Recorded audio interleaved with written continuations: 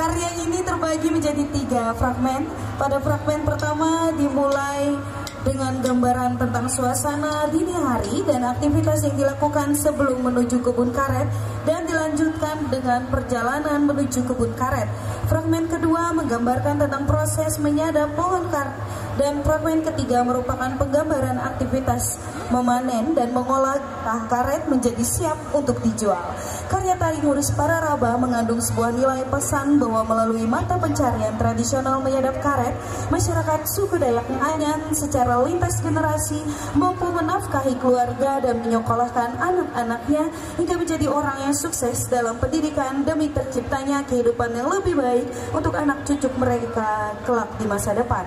Petak di TTK Hujung Rawen Sudu, Namuan Gumi Kajari Tanai Ranu.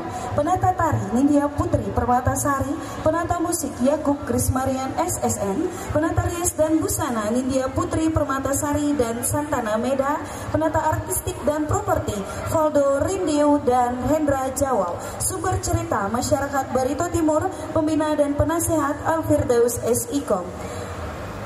Baiklah, bersama kita akan menyaksikan inilah penampilan dari Sanggar Komandan bersama dengan Sanggar Keluri Pangun Raun Jatuh berjudul Nuris Pararaba.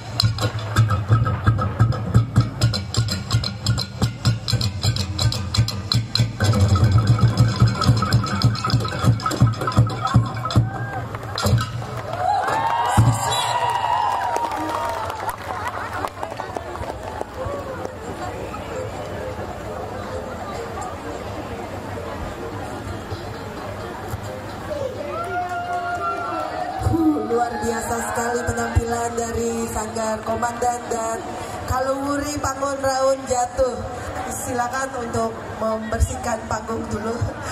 Berikan